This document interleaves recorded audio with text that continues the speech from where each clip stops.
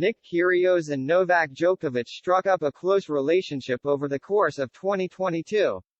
Nick Kyrgios has hinted that he and Novak Djokovic could play doubles together at the Indian Wells Open if the Serb is allowed into the U.S. The Aussie has struck up something of a bromance with the 35-year-old over the course of this year after he stood up for him following his deportation from Australia on the eve of the first Grand Slam of the season. Kyrgios and Djokovic have not always seen eye to eye throughout their careers, with the Australian often being highly critical of the 35-year-old. In 2019, the world number 63 described Djokovic as cringeworthy due to his desire to be liked.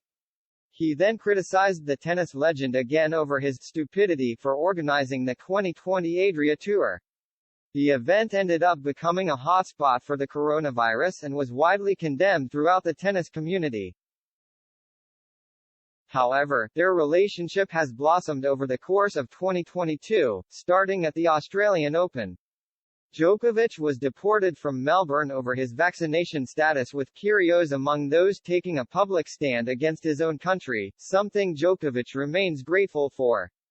Their friendship was then solidified at Wimbledon, with the 21-time major champion actively labeling their relationship as a bromance at the All England Club.